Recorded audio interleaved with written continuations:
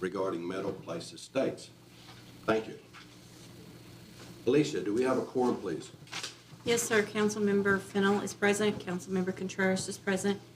Councilmember Runenbaum is present. Mayor Moss is present. Councilmember Young is present. And Councilmember McConnell is present. Thank you. First item on the agenda is to approve the city council meeting minutes of October 22nd of 2019. Do we have a motion?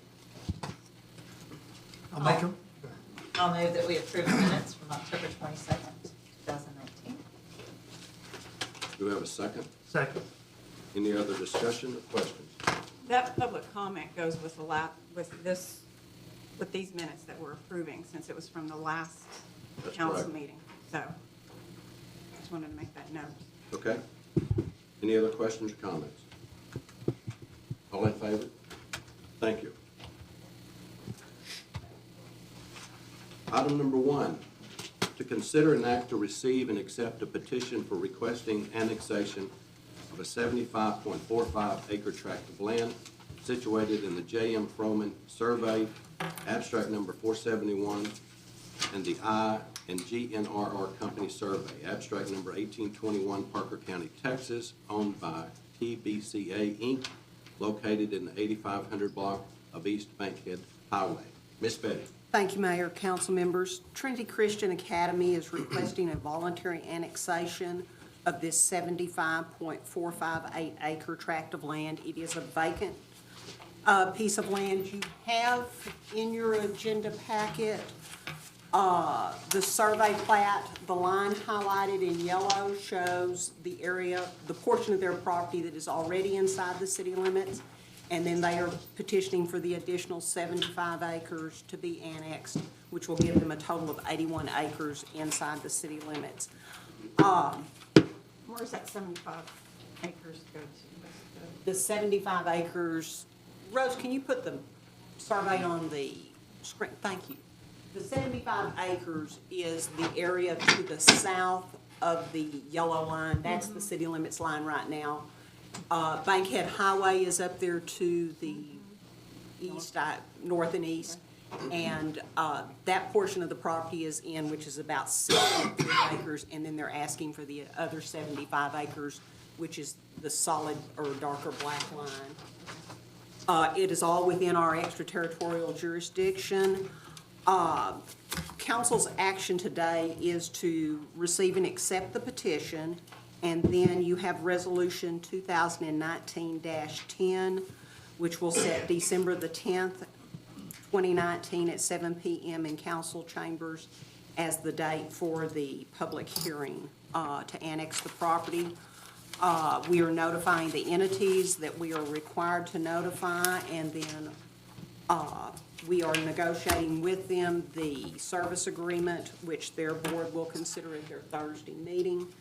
And you have the annexation calendar in there that we will be able to complete the annexation after the public hearing, and we will have the ordinance annexing the property.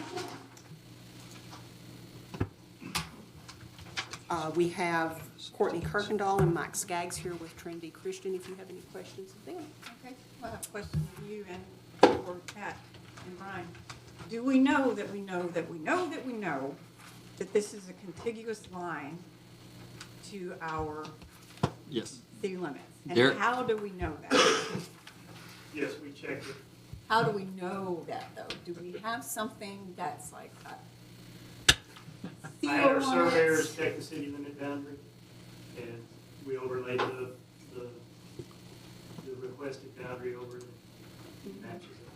And the city limit lines,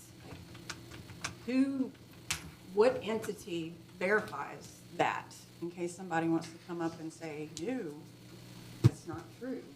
I think that was, I know what you're talking about, but I'm confident that we're good on this. We were both confident the last No, time. but I just want to know but that we at some know. point in time, that we trust our people that work for us, that it's good. Well, I trust our people that work for us. I'm just trying to figure out who has their back. Does that make sense? Who has our back? That's all that I'm asking. Yeah. Derek, Go you have a ahead. survey, correct? Yeah, so at the end of the day, we have to rely on the documentation that exists for the city limit. That's all anybody can look at. We have documentation that shows where the city limit is, meets and bounds description. So what happened before was that information existed, it just wasn't checked, okay, before that boundary was drawn. This time that's been done. So there's a city limit boundary that's known, and there's been a request made to follow that boundary. So the other thing in this case is that they're not selecting an arbitrary boundary. They just want to follow that boundary that's already there. So it was easier to check, but regardless, that documentation was there. It just needed to be reviewed and checked. And this property is all within our ETJ, it doesn't impinge on any other ETJ. Correct. I want the property in, I just want to make sure that we get the keep going. That's all I'm trying to follow. Anything else, Betty? That's all. Okay. Do we have a motion? I move that we receive and accept the petition for annexation of 75.458 acre tract of land as described. Second. I'm sorry? Second. Thank you. Any other discussion or questions? All in favor? Thank you. Item number 2, to consider and act on adopting resolution number 2019-10, setting a public hearing for December 10th, 2019 at 7 p.m. regarding the voluntary annexation of property located in the 8500 block of East Bankhead Highway. I'll move. We gonna have a comment or anything? Submitted, presented. Discussion. Anything for discussion? Sure. No, I don't want to discuss. I just, Do you want to make a motion? yes, Let's do it. all right. I'll make a motion to accept resolution number 2019-10, a resolution setting a date, time, and place for a public hearing on the proposed annexation of certain property by the city of Willow Park, Texas, and authorizing and directing the mayor to publish notice of such hearing. Do we have a second? Second. Any other discussion or question? All in favor? Thank you. Item number 3, to consider and act on all matters incident and related to the issuance and sale of City of Willow Park, Texas, combination tax and waterworks and sewer system surplus revenue certificates of obligation, Series 2019, including the adoption of an ordinance authorizing the issuance of such certificates in an amount not to exceed $13,770,000 to finance the cost of paying contractual obligations to be incurred, 1, for constructing, acquiring, purchasing, renovating, enlarging, equipping, and improving municipal water system property or facilities, including land and rights of way therefore, and 2, to pay professional services rendered in relation to such projects and the financing thereof.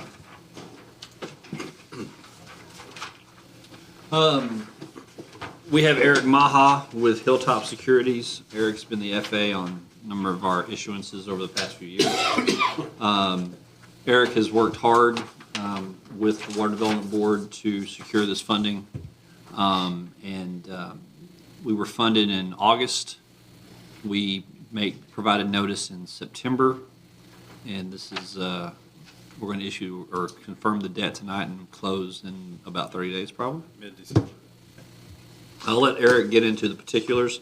I think you're going to like them. For the record, we also have Patrick Lawler, City Manager of Hudson Oaks, in attendance. The best city manager in Parker County, not named Sharon Hayes. Most importantly, the guy who's responsible for 48% of this. That's right. To Patrick's point, as everything with this project, it's going to be split 52-48. And I think Eric's even probably worked in the Hudson Oaks portion, so we know what they got to pay us and when they got to pay us. So, Eric, go ahead. Yeah, sure. Thank you, Brian. Good evening, Mayor, Council. The item that just circulated around is very similar to what's in the packet. We did add some additional detail on the back, which I will go through, but quickly before getting to the actual debt payments themselves, we received rates last week from the Texas Water Development Board, and this is on the full $13.77 million. The city had a funding commitment from the Texas Water Development Board. This is through their, what we call their drinking water program, and it's for cities throughout the state for water projects. And just given where interest rates are in the current market, plus with this program, the city is eligible and has received a 1.35% subsidy. So the way the Water Development Board sets these rates, they'll take current rates, and then you get 1.35% off those rates. And you'll see towards the bottom of the front page, towards the middle, the actual rates, these are fixed rates, came in at 0% up to 0.91%. Technically, you can't have below 0%. In this case, we did, so they cap it at 0%. So you're going to pay 0% for a few years and then up to 0.91%. The overall effective rate came in at a 0.71, which that's very, very good for 30-year debt. So the rates are so low with the subsidy, technically, we should be collecting money for borrowing money. They will not give you a negative rate. So other than their grant funding, this is the best financing you could achieve in today's market. First payment will be this coming August, and then the city will make first principal payment starting in 2021.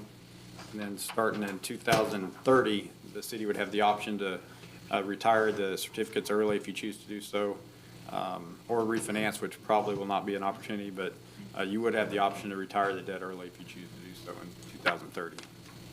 And then on the back, as Mr. Grimes mentioned, this is the payment schedule. We've added some detail.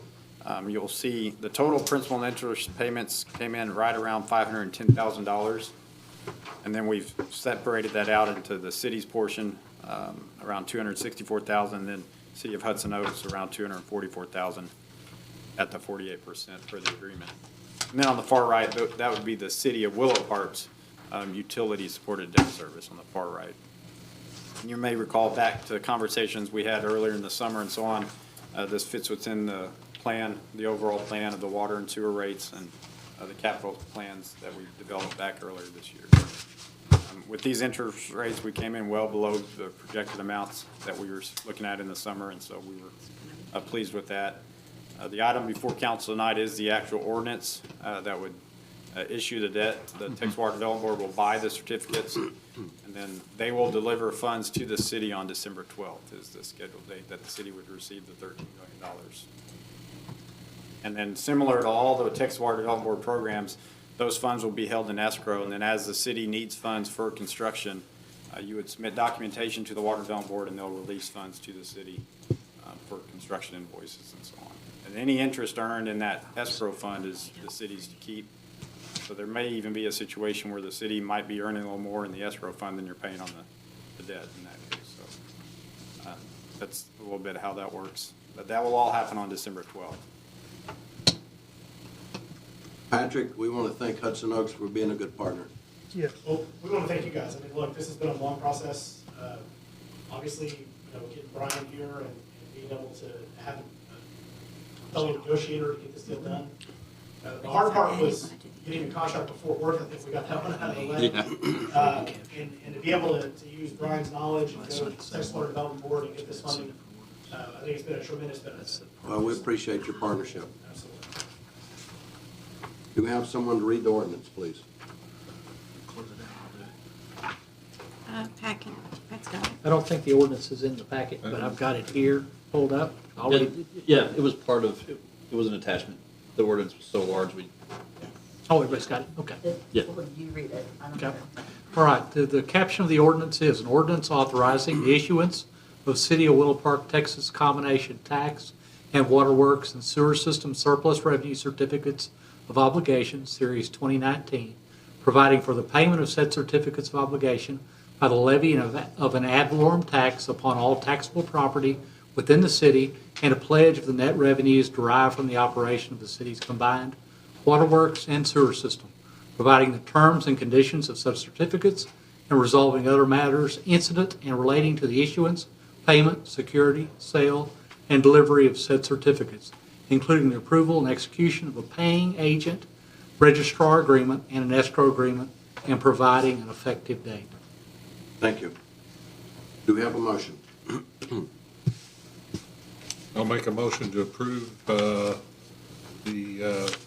ordinance as read. Any other questions or discussion? All in favor? Thank you, Brian. Thank you, Patrick. Great job. Item number 4, consider an act on the purchase of real estate for the Fort Worth Water Project.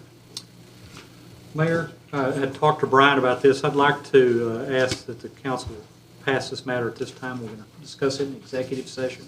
We had it posted for executive at the end, so if y'all would just move to pass it at this time. And We will do that. Item number 5, to consider an act Do we on, need a motion? Yeah. Table it, yeah. A motion? We're not Not tabling, we're Just going to move it to the end of the agenda. Yeah, but I thought, okay. That's tabling it, so That's I move that tabled. we table it to the end of the agenda. Second. Second. all in favor? Thank you. We weren't tabling to. To consider, number 5, consider an act on the City of Willow Park City Council travel policy. Okay, at the request of council members, staff was asked to develop a council travel policy for city council members. This is for your official travel as a city council member. This is not directed towards staff policy as far as travel goes. We are governed under the personnel policy manual, and I have a copy of what we're under if y'all are interested in. It's been the personnel manual.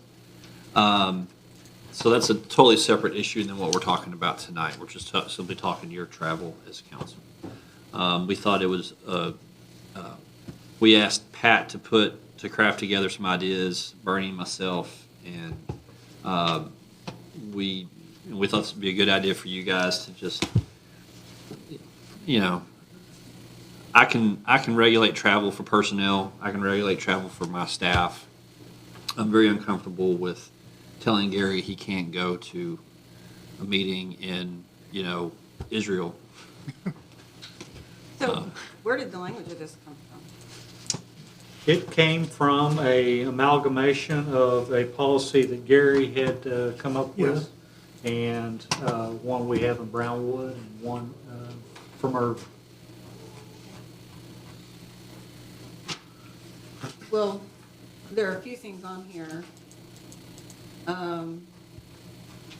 Like, okay, in my opinion, this needs a bit more discussion. For example, authorization has to be obtained during an open meeting. But everything has to be determined before the budget cycle. And so that didn't make sense. And how will that amount be determined? Not all council members travel. So as far as allocating out specific travel budgets for each council member, I don't understand how that would work. So, in theory, it would work where the mayor would have a specific council budgeted line item, 5,000, I'm just throwing a number, 5,000. And then council, you would have a number of 2,500, 3,000, whatever. And then you would use that for your travel expenses to and from conferences. Yeah. It would not, registration fees, anything towards education or training of that nature would not go towards this budgeted line item. It would simply be for hotels and transportation. Well, obviously I travel a lot for this. Valet, when it's to be self-park only, sometimes that's a safety issue. Last week I went for a conference and I got there in the middle of the night. The self-park was remote parking. And so I valeted the truck because I couldn't even find my way. It was huge. And so as far as about self-park only, had the self-park been right there, Hampton Inn where I could just pull up and it was all lit, no problem. But I think that the hotel valet, sometimes it's a safety issue. And also when you're downtown, a woman staying downtown, then some hotels are valet only parking And as that's well. included. Yeah, That's valet. included, So, if it's valet only. yeah, but I'm saying that had I not valeted my truck, I mean, it was remote parking and it was so dark, I couldn't even see the building. So that was any and all parts of this are up for discussion from you guys. I mean, this is truly, I mean, I can answer as a resource, but this is what y'all want to do. I mean, Yeah, it's your policy, so you Yeah. you craft it as you want it. Any thoughts from anybody? I think something like that could be on a case-by-case basis. Yeah. If the only parking is remote, I think that's, I understand that. Yeah. But if it's something that can be, you know, if it's a block or so away, and I This think. is kind of standard language, Mm-hmm. you know? Yeah. so- Right. this is your So boiler. would there typically be some sort of exemption type of thing that you could put in there? I mean, Yeah. yeah, I mean, certainly if there's extenuating circumstances, safety, things like that, we can do that in there if you want to do that. Consider that. Because this is pretty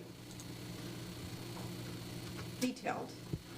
Well, it should be. So, yeah. Yeah, I'm not in disagreement.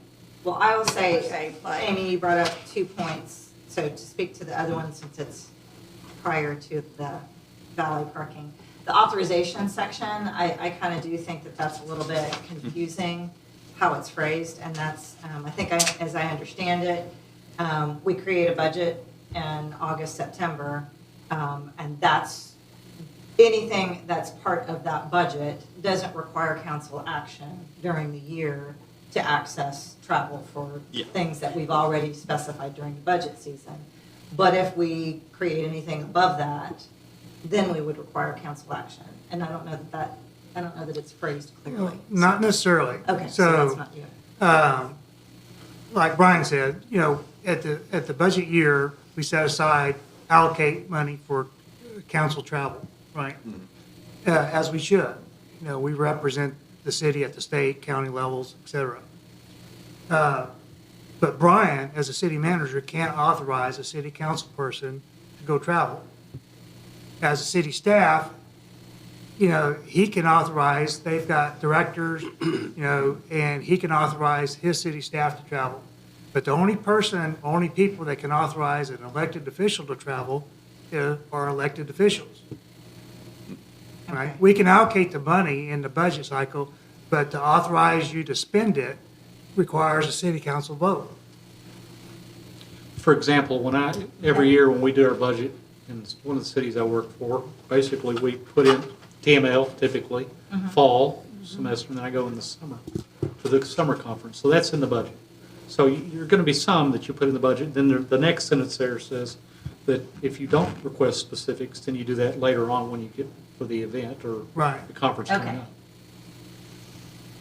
But the bottom line is, as a city council member, before you go on travel, you're going to be authorized by a majority vote of the city council.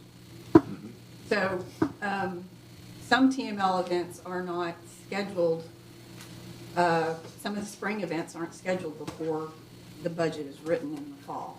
Oh, no, you're misunderstanding. The budget is just a broad number, right? But let's say we got 10 grand in for travel, and then a TML event comes up, right? Well, the city council meeting before then is when you request to go spend that money, that, hey, I want to go here, this is my request, and we vote on it. Okay. Okay, and so the other question so that is if we say at the budget season, the TML conference is included, we all know that, that's Yeah. approved. Right. But any other training, you know, would be, you're saying you vote on it. Right. I still say that's confusing in how that's worded, so I'd like that clarified. Yeah. I had brought up the question of travel for specific meetings in Austin. You know, in Fort Worth, there's obviously not travel expenses or whatever, so So, that's not necessarily possible to have a month So- ahead of time. So, for example, traditionally, and we'll get into this later, but if we ever were funded for a wastewater project through Water Development Board, traditionally, the mayor and, would go down and do the pomp and circumstance with Water Development Board. Right. So does Doyle get, I don't want to say punished, but does that come out of his budget? Is it? Do we have to authorize it as a council that he is allowed to travel and use travel expenses? And how does that work? Yeah. That's the question. Because you're saying, yes, as an elected official, we have to authorize it. but if it's something that comes up, Yeah, I I mean, mean, that's. After, because you're essentially talking about 5 weeks given posting of agendas, potentially if we don't have a Yeah. second meeting, so. I mean, it- just I mean, I how just want- things develop, especially when we're in negotiations. Is there a way to create language that covers certain situations like that for the mayor or his appointee for, I just don't want, I don't want to create more bureaucracy than what we need. Well, you could clearly make it, if you do the pre-authorized amounts in general, you could Okay. always just say, you know, provided it doesn't exceed it, then. So then if we get to March and you've exceeded then amounts, then we say, why don't we say you can attend 2 more meetings? Well, I mean, my point is that if it's within your budgeted amount and Right. you're unable to have pre-authorization of that event specifically, then you can go. But, you know, that would be a way to do it. I think this was kind of what Gary's policy he'd sent me had set up, the spirit of it. And, I mean, I think that at the end of the day, I think the goal should be approval specifically by the council of every event you can. Right. If there's not able to, then we need to have a catch-all or an ability to get around that. could, and again, I'm not subject to this, so I'm Right. just kind of, could you say, and would council be comfortable with saying, okay, if it's a TML-sponsored event, then you really don't need council approval for a TML event that, let's say there's a hot button issue that comes up that's not on the schedule right now, but it comes up in July. And TML is going to sponsor it, and Bill Long is going to give a presentation on it, and so on and so forth. Is that covered, or would that need to come up for council for approval, or? So, granted, I think there's exceptions to the rule, right? But as long as we caveat that we come back into public domain and say, hey, I took this exception and I traveled here for this reason, Okay. and this is what we did, right? But for the most part, for 90% of our travel, it should be council approved, and then there should be an after action report of what I did and why I spent the money, and this is the benefit to the city. And I think we have that probably the last page. Yeah, it is. Yeah, Yeah. I would agree with that. I agree with that too. yeah, I don't favor creating specific exceptions. Yeah. Right. And on lodging, once reservation has been made, any changes, cancel, whatever, are at a council member's expense. Things happen, you know, my father died, and I already had, the day before, I was supposed to check in at a hotel. This is a voluntary position. That shouldn't have to fall on, Again, there's exceptions, right? well, but when it's written down, once it's written down, it's black and white, and it has to be enforced. And somebody can come back and say, Amy Fennell owes $300 because it's written right here, and so we need some kind of language on that one. Just because once it's in black and white, I know there are exceptions in, But just like Pat mentioned, we can make an exception language in there to And it can say, come before council to do Yeah. that, but I mean, I favor that, so there's not just reservations and. I think the spirit of what you're well, I don't saying, think anybody's done that too, but. But I think that's where you have Spirit of council it. action to overrule. well, the spirit is that we incur cost up front for the conference or an event or Yeah. whatever. We incur a registration fee. Yeah, We incur a hotel expense. And if you can't get those fees back, you know, $500,000, whatever it is. But I think that the spirit is if you say you're going to go, you need to go. And if Yeah. you, right. you know, and of course, if you have a death in the family or something along those lines, then obviously, Right, and you take an exception and we bite the bullet, but that should be very rare. sure. But Pat, are we correct in that that's just a council action to say, we're making an Yes. exception, there's a death Absolutely. in the family, they couldn't attend, reimbursement of the hotel. Absolutely. for that. I think the spirit of it is when you choose not to go for Right. convenience. Right. I think usually, like, for example, if you're going to TML and you had a room, you call, they say, we can't give you a refund, you should notify the rest of the council and see if somebody else wants to go. yeah, That way, Right. you don't waste the room. Yeah. yeah. Exactly. And that happens. I mean, you have to Yes. book TML especially that conference, you have to book so far in advance that it's difficult to, I mean, for staff, it's really easy, you're gonna go or you're not. Right. Well, But, the TML conference was actually one I missed because I lost my father. Yeah. Just yeah, 2 weeks no, I mean, prior. Yeah, but yeah, I think, Alicia was really good about Yeah. giving us informed. Yeah. of, it's 2 days before, I've got to cancel. it's, I've it's gotta the, cancel. it's the conference in May that no one else wants to go to or no one else can attend. And, you know, you booked it and we paid for it and then we have to eat it, Yeah. so. Where are we on this, Pat? I think it was alter the language on the ballet part of it Ballet, yep. and the cancellation. Well, do we need to alter the language or just, I thought, Just put a my general exception. recommendation would be keep the language the same, but know that an exception would come before council after, on the cancellation. But it'd be afterwards on, yeah, Yeah. just a spur of the moment thing. Okay. And Can we make those changes on the fly to reflect that? I mean, is this something y'all want to pass tonight, or y'all want to sit on it till December? Well, we can let Pat make some changes and then come back to it. yeah, I just- would do that. Was there anything else? Oh, and also give an allowance for Doyle, for the mayor, should something arise. You know, if he needed to go take a meeting in Austin, That would be in the language. do we need any of that? I think that'll, like I said, we'll have basically an exception drafted for the travel authorization. We have a motion to table item number 5. I move that we postpone the vote on item number 5 to a future meeting. Do we have a second? Second. All in favor? Thank you. Item number 6, presentation on P3 program. All right, you're up. Thought you was talking to me and I was scared. He's still in China. Mayor and council, Mr. Manager, it's a pleasure to be here.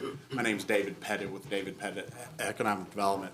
And purpose of me being here today is to discuss a request for proposals for a municipal facility. And so I've been working with the city manager, Bernie, who I understand is at a playoff game tonight. So kudos for allowing him to go.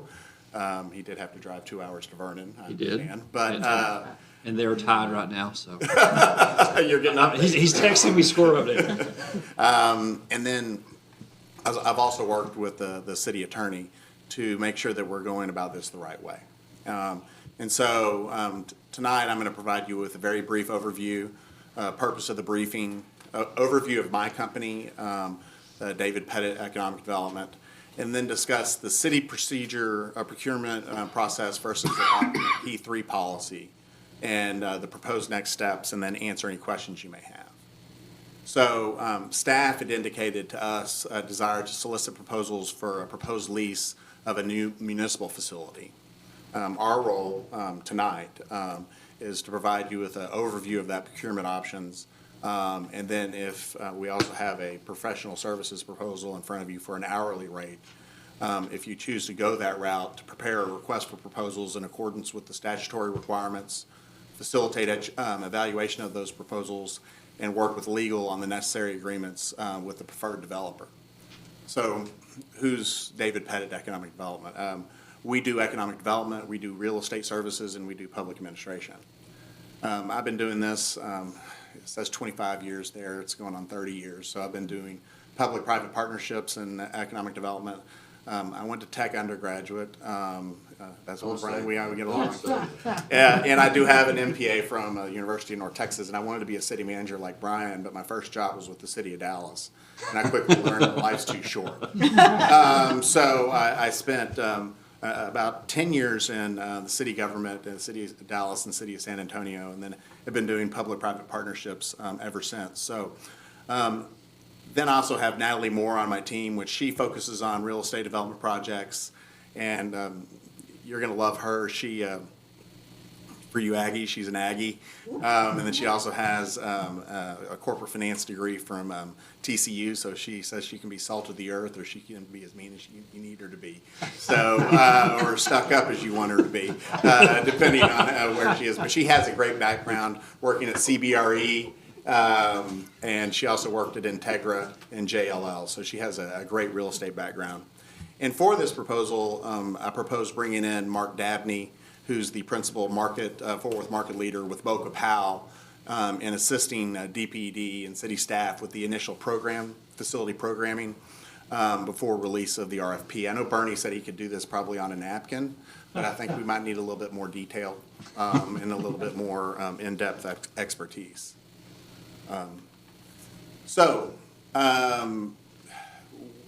We have a lot of a body of work that everybody talks about P3s.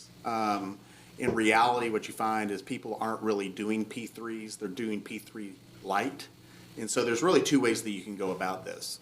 You can follow state procurement procedures, the existing city policies, or adopt a P3 program under local government codes, and that's Texas Government Code 276, 278, and 279, or 2268, 2269. That requires additional mandatory compliance with state regulators.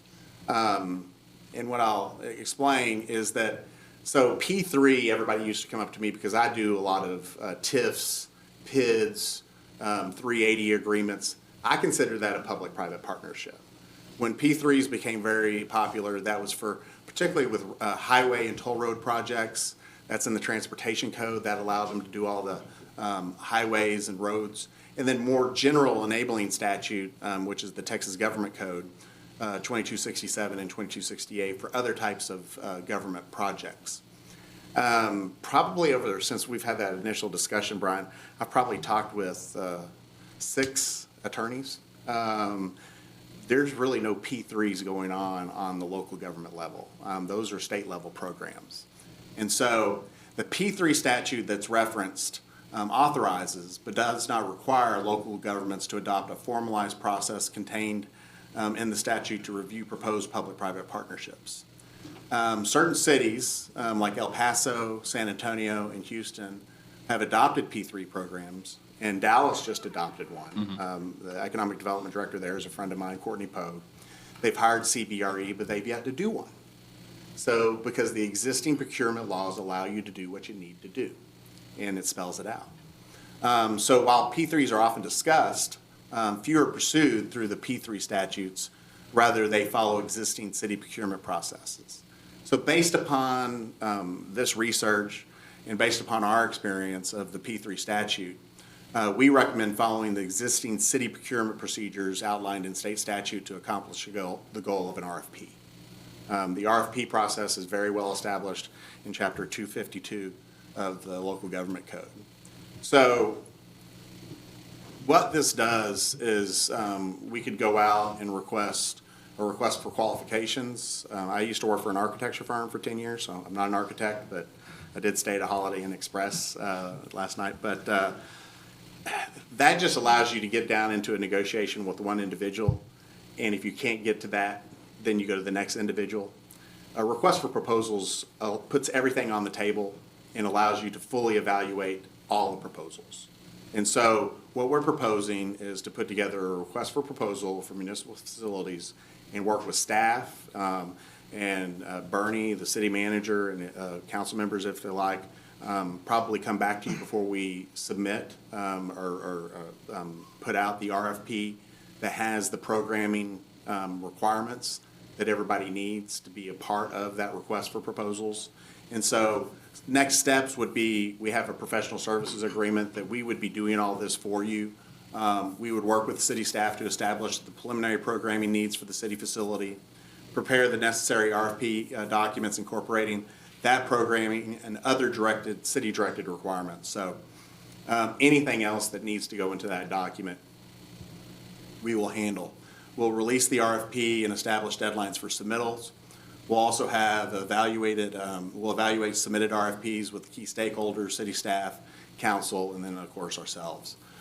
We would select a preferred proposal if one of those meets and we find that it's fiscally responsible to do so. And then we would negotiate contracts and work with the city attorney on negotiating contracts with the developer, and then execute those agreements. So really what we're doing here is just kind of establishing the process. And so I'm here to answer questions if you have any about the P3 process. But through our evaluation of the P3 process, adopting under that local, or the Texas Government Code 2268 and 2269, really you have that ability right now. And a request for proposals is the most straightforward and transparent way to request proposals for what you're trying to accomplish. So I'm happy to answer any questions. So you work directly with the developer? No, I work for the city. You work for the city? Yes, and so I have a professional services contract in front of you today for an hourly rate not to exceed. And so we would work with the city manager and staff to prepare the RFP and be your consultant. We're gonna, we put this for discussion, so we'll. Oh, yeah. okay, so Yeah. sorry, yeah, that's fine, that's fine. Yeah. But so, feel free to take a look at it and everything that we're doing, but basically, we would be, our fiduciary responsibility would be the city to kind of walk through the process, bring in the subs, do the programming, and any other input that we receive. Programming's a pretty extensive process, and you can get pretty detailed. But my 10 years working in an architecture firm, you can pretty much do that in about a 2-week time frame. Kind of like Bernie saying, I can, tell you what I need on a napkin. We're going to need a little bit more detail so the developer has a little bit more to respond to. And so, but what we have found through this research is that the P3, through the state enabling legislation, I even got off the phone with Winstead and the head of their P3 division. And he goes, the way that you're proposing doing it is the right way. He goes, even the Frank Irwin Center that they're doing through a supposed P3 partnership is not a real P3. They're just doing a normal procurement process through an RFP process. So that works very well when you're dealing with state agencies and you're doing toll roads and you're doing other state programs, but local governments already had this ability. And so that's why we recommend just going forward with an RFP.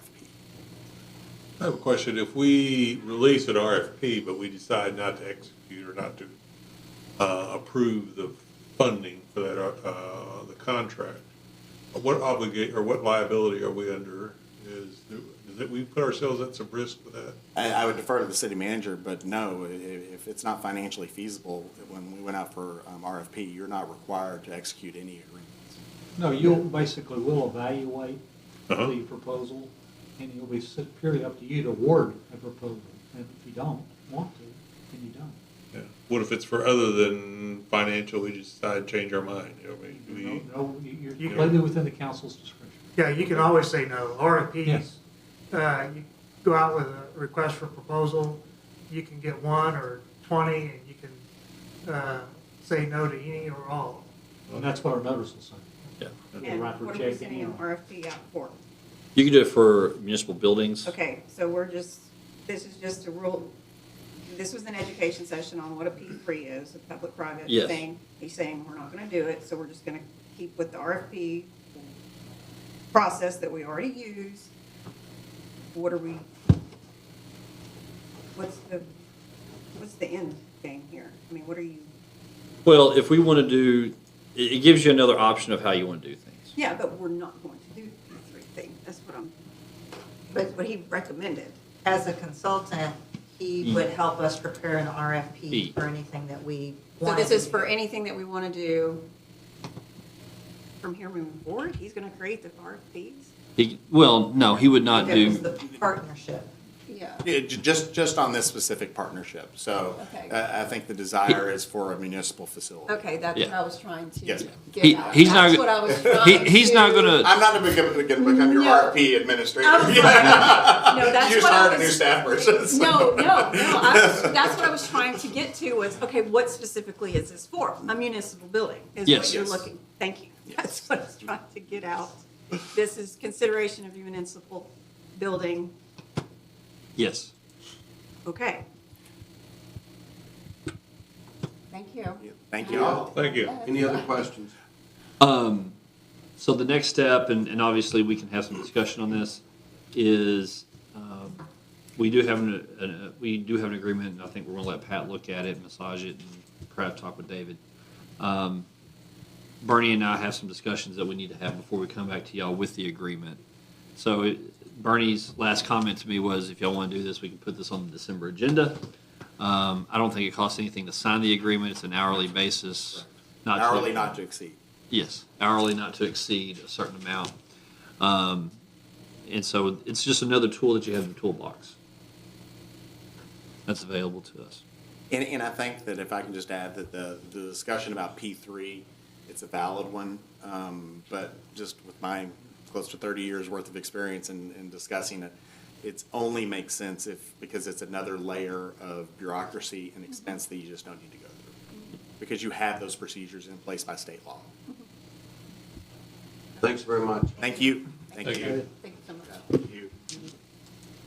Item number 7, presentation update on drainage studies.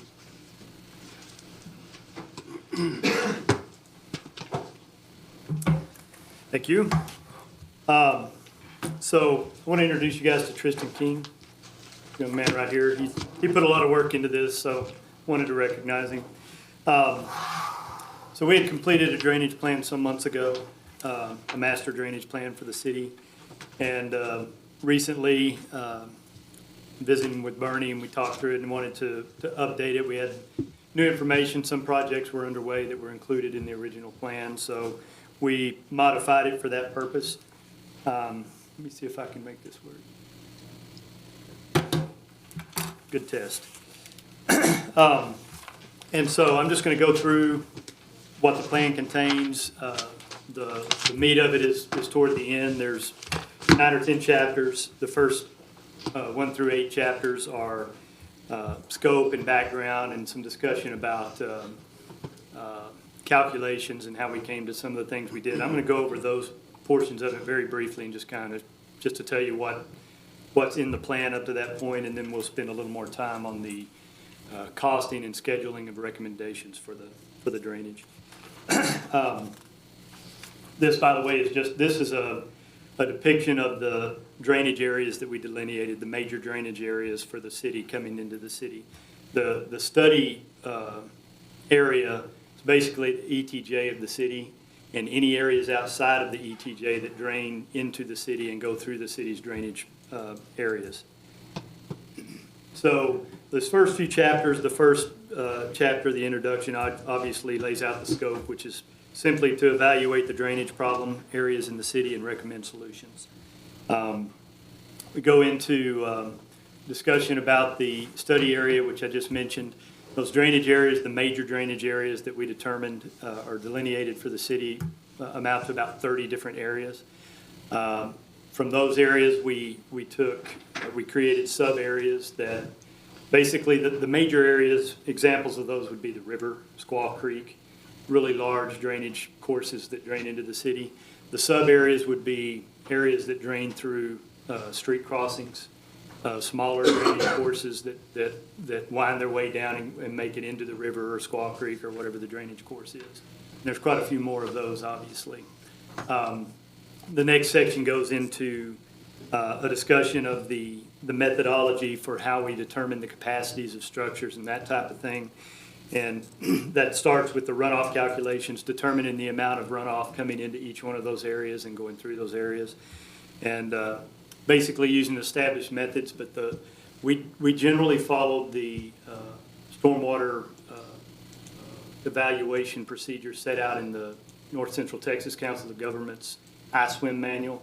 That's kind of a comprehensive stormwater management guide that the COG puts out, but it basically lays out a lot of the general procedures for doing hydrology calculations, hydraulic calculations, and that type of thing. Knowing the runoff coming into those areas, then we can do structural capacity calculations to determine the capacity of culverts crossing the roads, channel capacities, and then we'd be able to determine whether or not those are under capacity or adequate as they are. Goes on to discuss the stormwater management, some administrative stuff.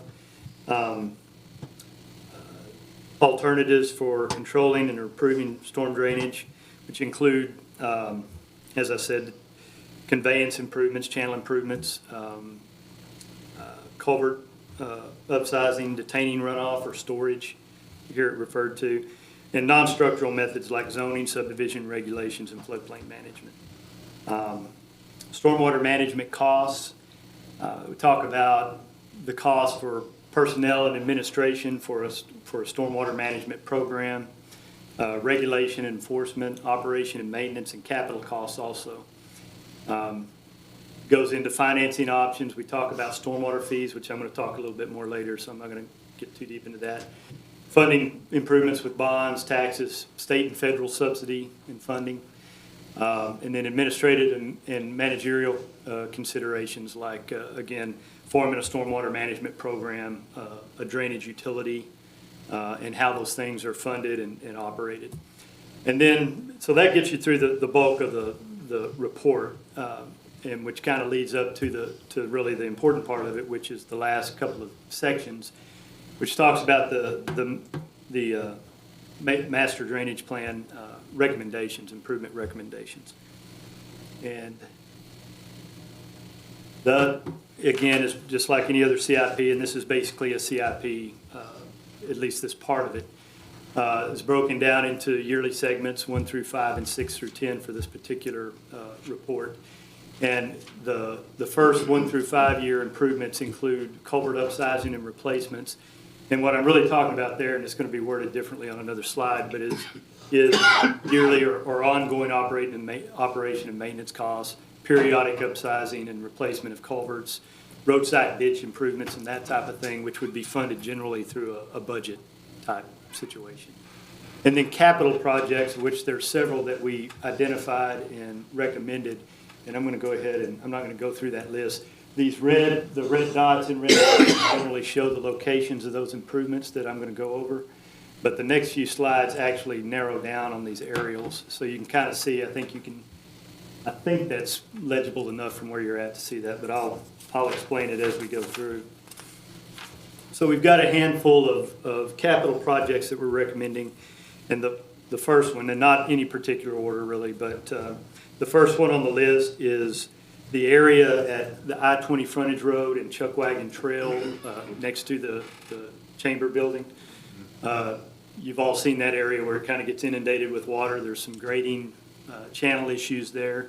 And there's also some issues with the culvert, the head wall of that culvert getting clogged up and stopped up. So we're recommending some grading work for that and some cleaning of the area around the culvert. With the grading work, that should help prevent other things from coming in after that's done. And then just to the west at Chuckwagon Trail at the intersection, there is a lot of you probably have seen it, but there's a culvert there that sits pretty high up in the ground. Generally, you would see those under the road, and it sits pretty high. And there's some riprap that was brought in.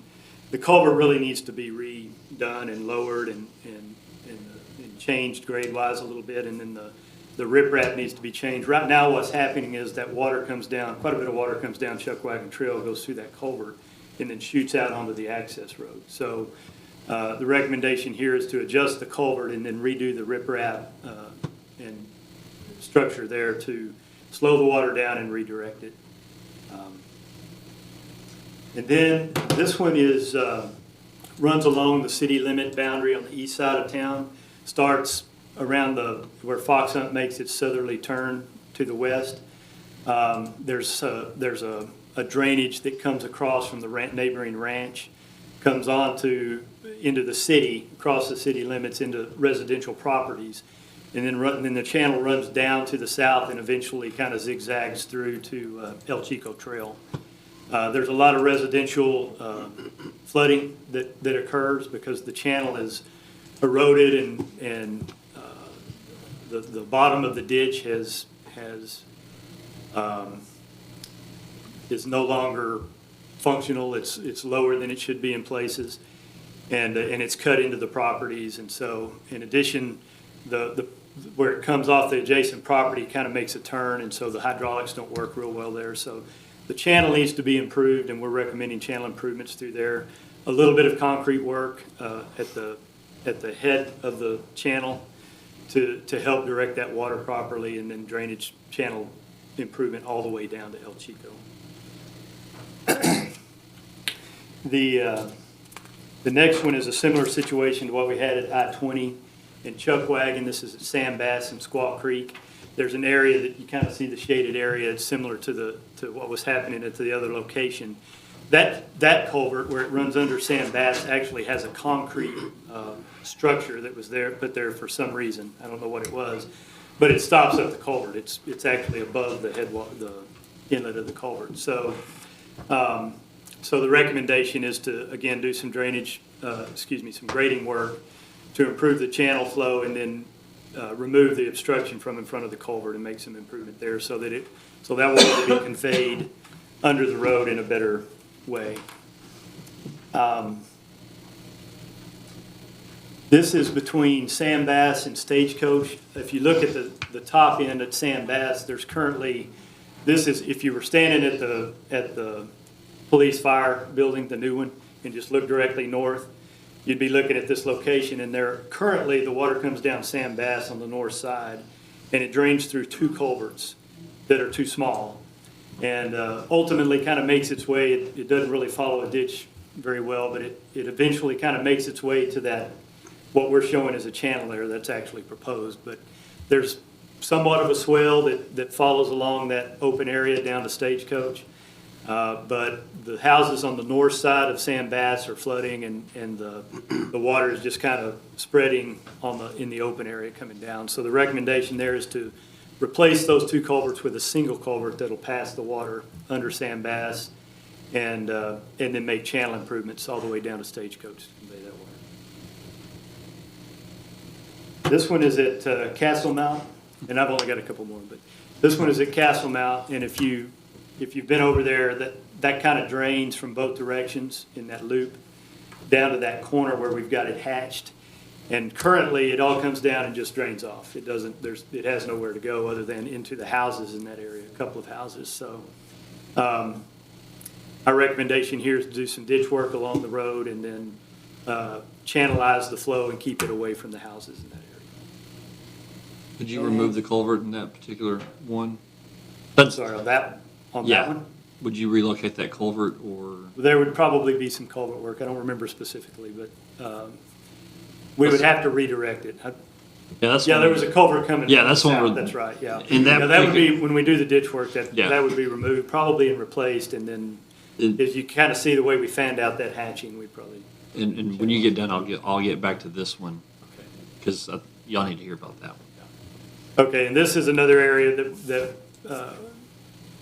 that's been concerned, and this is Vista and Coronado Court, and then Live Oak and Cook Court. And these are there's houses along both of these stretches that are getting flood water coming in, mainly due to the ditches and culverts in the area. So our recommendation is to do some somewhat major ditch work on both of those stretches and replace some culverts to try to get that water out along the road faster and out away from those houses. So those are the capital projects that we're aware of and that we know of. This is just a breakdown of those same items, but as you see on the right, the estimated cost, all of those projects included, our estimate would be $1.66 million. So I'll talk a little bit more about financing on that, but that's what that would be. I'm going to talk about the next 6 to 10 year. Real quick, yeah. There's two issues that is part of that. One, the house that I told him to come back to right there at Castlemont. The culvert literally, and this is I want to say planning, if you will. That culvert points directly to the front door of that house.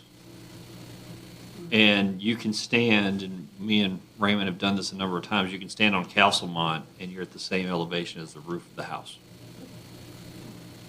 So that's a priority. We have Mr. and Mrs. Smith in the gallery tonight. They have a priority as well, part of that bigger channel issue. Doing that channel along Foxhunt, will that mitigate a lot of the drainage issues that are in all three of those neighborhoods right there? I mean, when I went door to door, I had complaints. It probably would help some. I don't think you're gonna have a great impact for, except for the homes that kind of follow that backside. You know, Fox Hunt, there's another channel that drains into this channel from Yeah. Fox Hunt.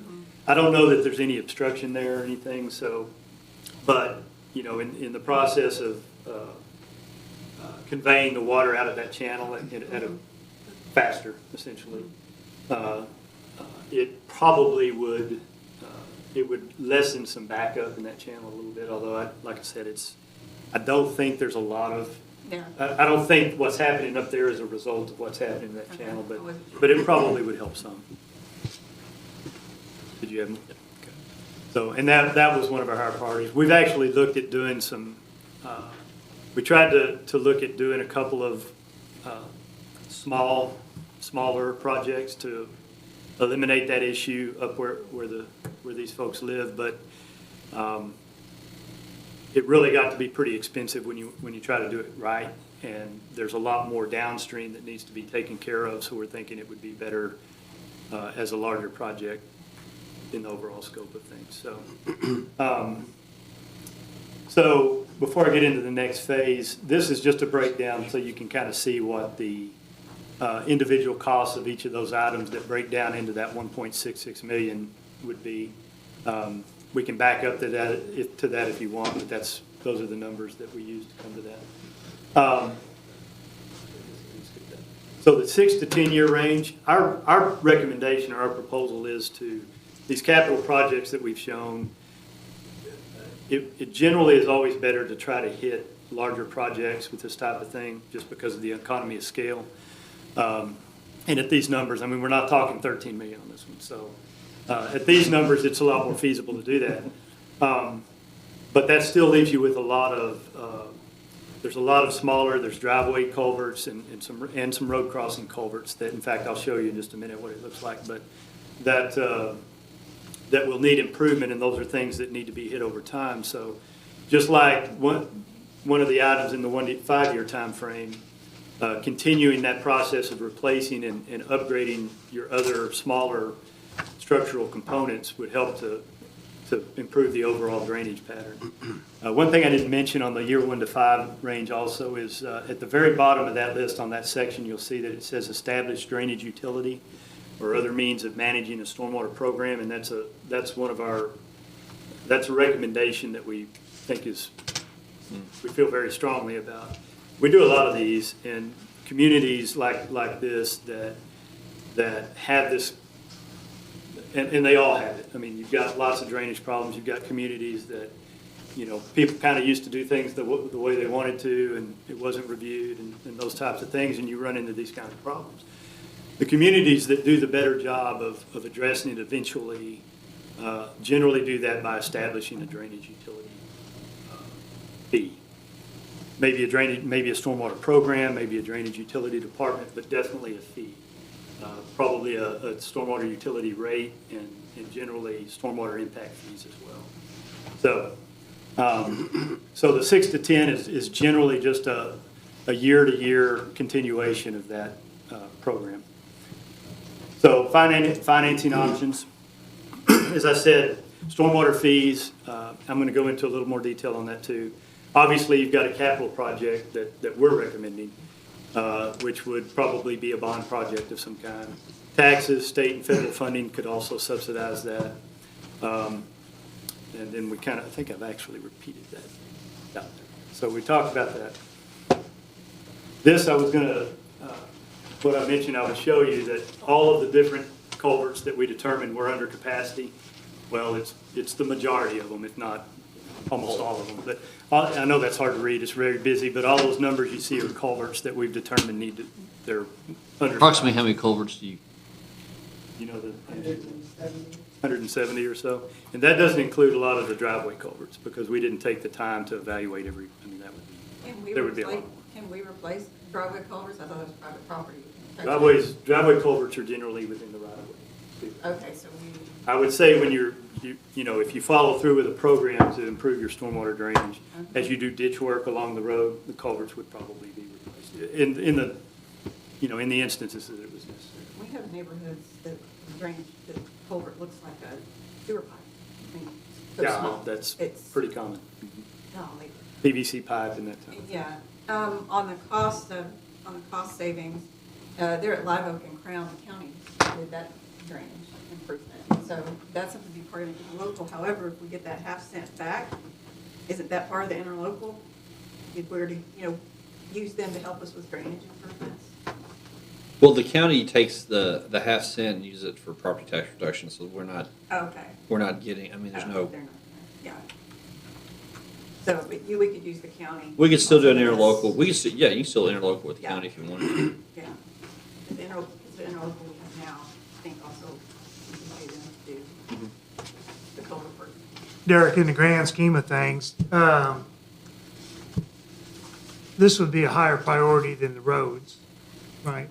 Well, I would say that, Or at least. I don't know, but I would conjunction. say that your roads are gonna not fare well if your drainage is not Yeah. Yeah. addressed. So, Especially in your residential areas. especially in your residential areas. And that's, if you notice, most of these are in those areas. Yeah, I don't know if Brian sent, I sent Brian some pictures of, some folks. Yeah, that was, Yeah, I think when you sent me in fact, me and Raymond were just at that spot when you sent it to us. I think I sent it back to you and said, I've got probably half a dozen of those right. around town. And that kind of, kind of got this drainage discussion going because of what we had last year. The thing that not really concerned me, but we're not going to be able to just piecemeal this thing like we did on Lori. Meadows Place is a different thing because the street was about to collapse, so you had to do something there. But if you're going to do these projects, it's how do you fund it? And I just don't know if we want to obviously you'll do bonded indebtedness if you're going to do it that way. And you'll have a tax liability there. You can fund that through with interest and sinking, or you can fund it with a stormwater drainage fee. But those are pretty much your two options. Well, what I was thinking is, puts another 1.5 million on top of 13.5 and fix it all, right? Or- Us? I noticed Eric Maha left. Now, one thing I should say is that, the street discussion is kind of independent of the drainage Right, discussion and vice versa. So But they're there related. is going to be some overlap, yeah, probably not $1.5 million. right. There's going to be some overlap there. So. Some improvement, while you're improving the streets, you're improving the drainage Right. Yeah, and vice versa, You'll get a lot of the ditch work, right. obviously. but none of these projects that he listed Right. are near the streets that we discussed earlier, so. What we discussed. No all Vista, streets. yeah. Well, but the ones that were set as priority. Our first priority were in, The 13 million is all. yeah. Yeah, Yeah. But even if you added $1.5 million to this, you're still going to need some sort of maintenance Sure, program. yes. So that's yet another thing you're going to have to. Okay, so how do you fund that? right. Continued So- maintenance. I was gonna say, So- we're gonna do the funding. Yeah, Yep. so- So yeah, that's a segue. I'm teeing it up for So, you. quick rehash recommendations. So the capital projects, it's generally a good idea to try to do those, to knock those out as a bond project or a capital project. Budget for ongoing repair and replacement, finance debt service, and budget with stormwater fees. So, generally, and what I've seen recently anyway, in a couple of situations, with the implementation of a stormwater utility fee and an impact fee, they were able to finance their debt service and their yearly budgetary O&M costs. So there's requirements for a stormwater fee. If you want to implement one, it's very similar to implementing any other kind of utility fee. It starts with a study. You have to do a utility rate study and/or an impact fee study, depending on what you want to do. The root of that is going to be a CIP, which you've already got, and it can be updated, but that's going to start at that point and build off of that in those studies. And then out of that, you would get recommendations for what those fees should be, and they're typically charged by single-family unit factor. You might have heard the term equivalent dwelling unit, something like that, and usually it's based on the square footage of a structure. So you'd have a residential, commercial, all of those users, and generally would be based on the size of the facility. So, and then it requires public hearings. I think you only have to have one, if I remember correctly. Pat may know differently. And then obviously an action of council, so. But it's very, it works very well to offset the costs of these things. Obviously, I guess it depends on how you look at it. It's, you're not, you know, it's not taxes, but it's something else, so. But it's taxes. Right. It's But it's a fee, it's not taxes, but take it for, yeah. Getting to be very common, especially for communities this size, because, like I said, they all have this issue. It's, there's really no other way to overcome it. And if you don't, you have the same issue going forward with your streets. Any other questions? Good job, Derek. Thank you. That was the, yeah, discussion only on that, but it's, and I'm just, direction of council for staff, is this something y'all want us to pursue as far as looking at a stormwater drainage fee? Y'all want us to start preparing the next steps and get that to you? Yes. Yeah, some options. Yeah. Options? Right. Yeah. Thanks, Derek. And one other thing, that when it comes to that, I know that issuing debt's probably not the most, but if you're gonna have that fee, you know, whatever you collect annually is not really gonna solve the problem. Right. You're gonna wanna issue debt and take care of most of it as much as you can, as fast as you can, and then pay that off. So, just wanna make sure we were clear on that. Item number 8, to consider and act on city council governance policy. Okay, this is brought back up from the table from our discussion at the last meeting. And Pat went back and reworded a couple of sections. He also omitted a couple of things as far as, I think, charter provisions and so on and so forth. The section that he was directed to rehash was 1.03.038. It's on the bottom of page 11 and continues to page 12. I think there was some misunderstanding as far as the intent of that, and Pat had clarified that language at council's advice and direction.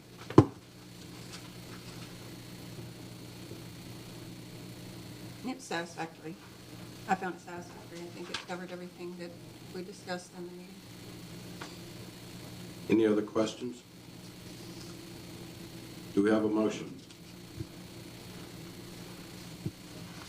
I'm looking for it. Yes.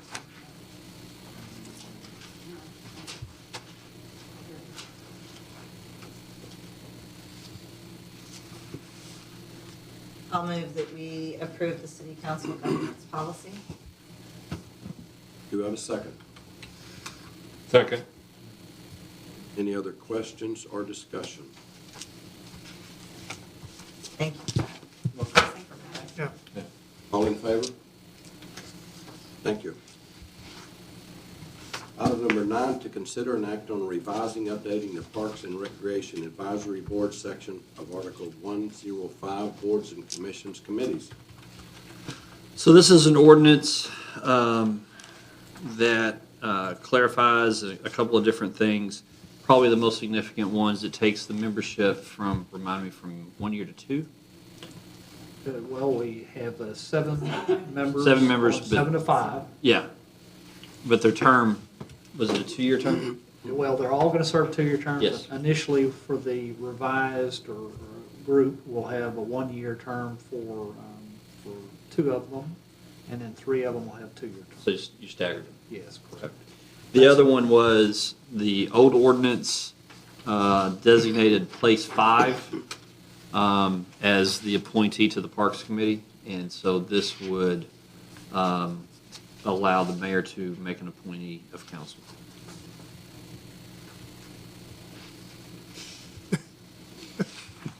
Do you mind if we take that away from you, Gary?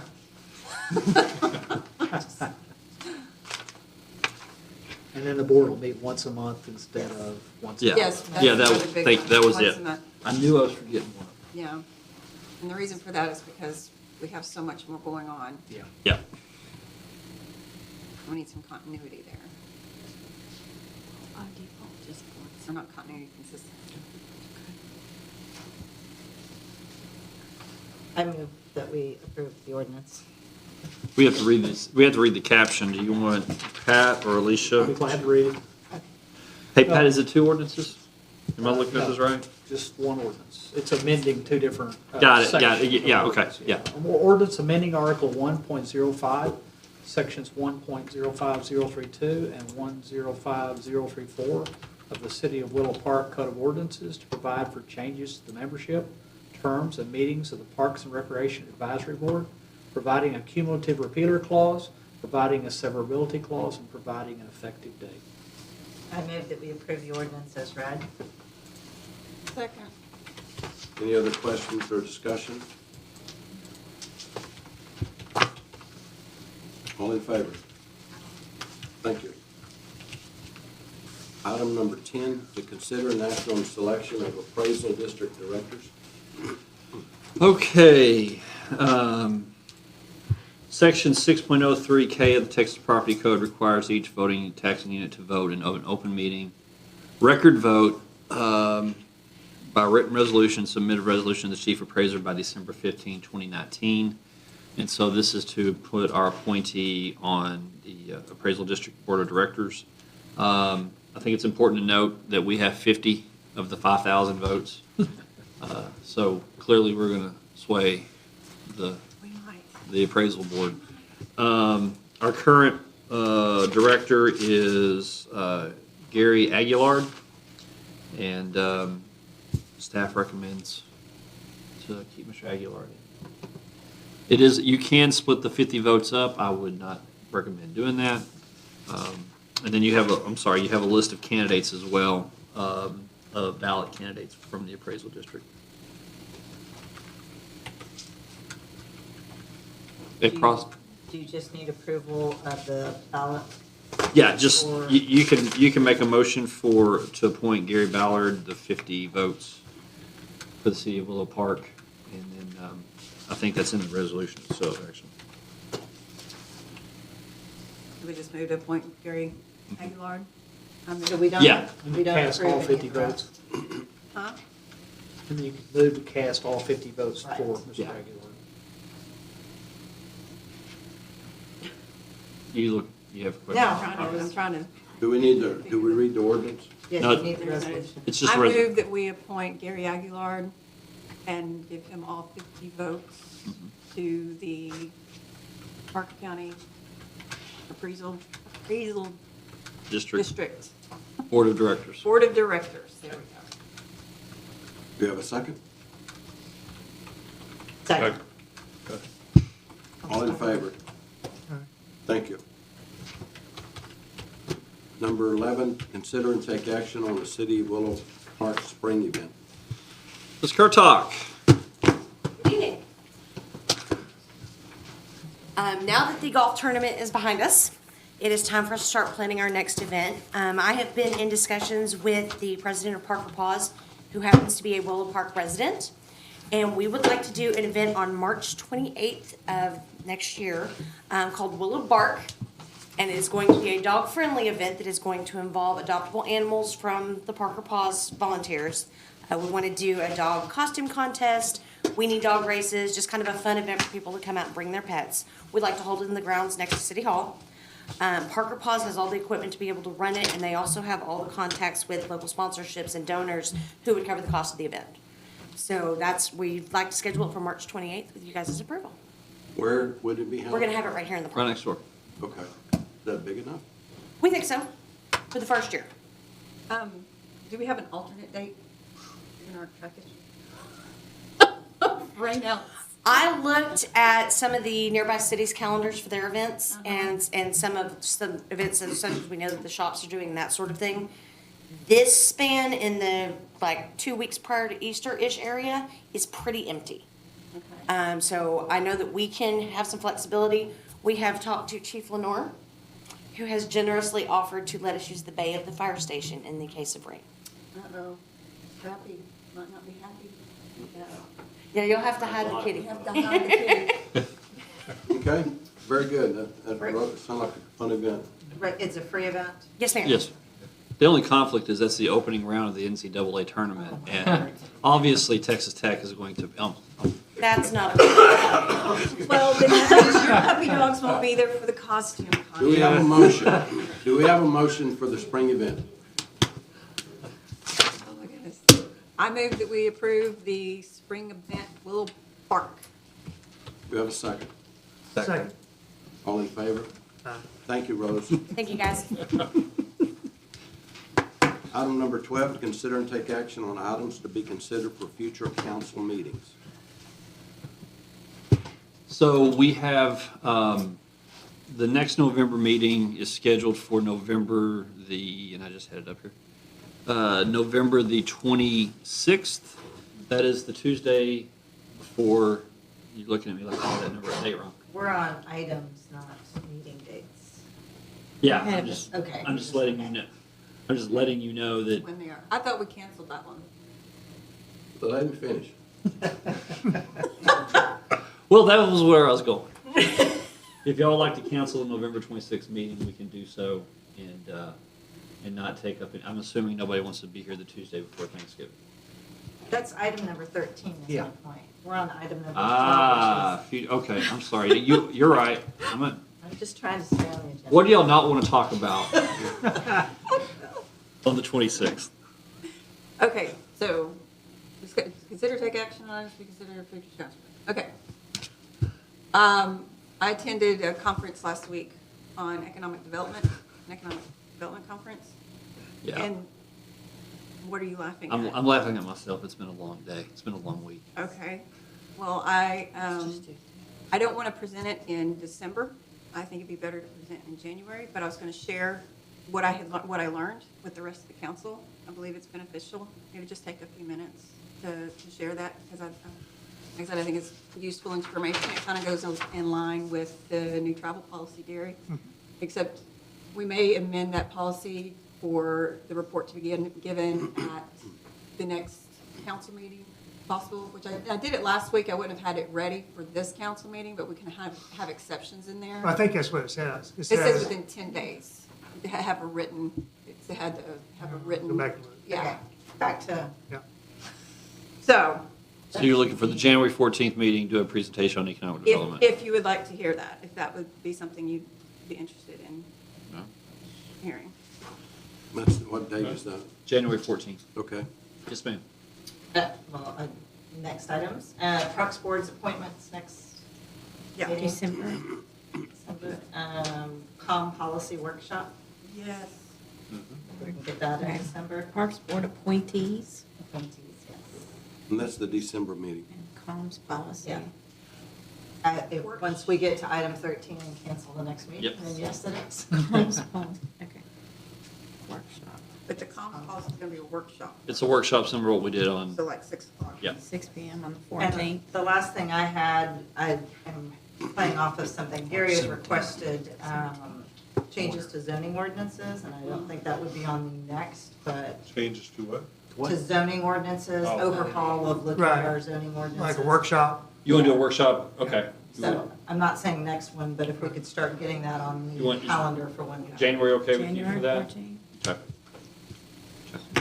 And then the only other thing I have is, the travel policy on the December meeting. Since we tabled it. Yeah, Table. yeah, that'll come back up, yeah. And then how long will it take to get financial options for funding of the roads? We discussed this. I can get, Eric can get a workup done this week. I mean, it's just Okay. plugging it in. I'll probably have him wait until December to run the numbers because interest rates are so volatile right now. When the RFP guy, will that be at the December meeting or January? We can do that in December if y'all so The choose. agreement, Pardon? that'll be his agreement with us. Yes, Okay. Yeah. that'd be December. Okay, did somebody keep track of all we just mentioned? So I've got Parks Board on 1210, I got a comms policy on 1210, I've got I'm just gonna call it P3 for the moment. P3 on 1210. In January, I've got economic development presentation from Fennel. And we'll do a zoning ordinance workshop on January 14, sorry. Did you want to do a drainage options from Derek? I read that on December. Y'all want to do, you'll have Derek come back and do a drainage study? Can you, A fee study. yeah, Fee study. yeah, Yeah. Okay. yeah. December 10th. 10. Okay, do we have a motion? I move that we put those items as. Just discussed. As discussed on future agendas. Do we have a second? Second. All in favor? Thank you. Item number 13, consider and take action on setting the date and time for the next council meeting. I apologize for jumping the gun. You don't apologize to me. She's Apology accepted. Well, there you go. she lays down the law. I'm assuming nobody wants to be here the Tuesday before Thanksgiving. I can speak for staff when I say we don't want to be here. I'm pretty sure the Weatherford Democrat doesn't want to be here. Or do you? When's the next meeting? December? December 10th. December 10th. Would be the. Do you need a motion to cancel? Yes. We're gonna, Also, I want to put this on the docket. The second meeting in January is going to be an absolute no for everybody because that's Christmas Eve. I mean In December. January? I'm sorry, December. The second meeting in December is Christmas Eve. Okay. We'll So- take care of that in December, though, won't Yes. we? Okay. We have a motion to cancel their second November meeting. We cancel the second November meeting. Second. All in favor? Aye. Thank you. At this time, 8:35 PM, we're going into Do you want to executive. do mayor's comments and manager's comments, and then that way most of those folks. Council comments, mayor, council member comments. Okay, do we have any council member comments? I would like to say something. Yesterday was Veterans Day, and I just wanted to thank again all of our veterans, especially throughout the United States and also in our community. I really appreciate what you do and what you've done for our country, so I wanted to say thank you again. Thank you. I have no comments at this time. Okay. For the month of November, we will be off on the, let me get my dates right, 28th and 29th for Thanksgiving. Obviously, without having, we just canceled the meeting on the 26th, so we won't have to worry about agenda prep and those things to get to you guys. We are having a staff potluck on the 22nd, and I'm going to make a brisket, and Bernie's going to make his famous dirty rice, which is always a Thanksgiving combination, but y'all are welcome to attend. Even our friends over in Hudson Oaks can come and attend.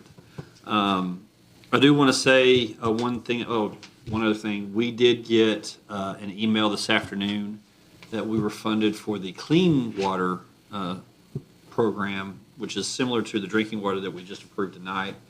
We were invited to participate, which is you've been funded. When I looked at the interest rates on that program, keep in mind the overall one was 0.71. This is for wastewater for a potential sewer plant. Our interest rate today is 0.29 fixed for 20 years and 0.43 fixed for 30 years. Now, I'm not saying that's what we're going to get by the time it's all said and done, but that's where we are. And I need to reconfirm with Eric and Kristen, but we can roll in our existing wastewater debt into this note, which is currently sitting at 3%, 3.5%. So I can roll that into this note.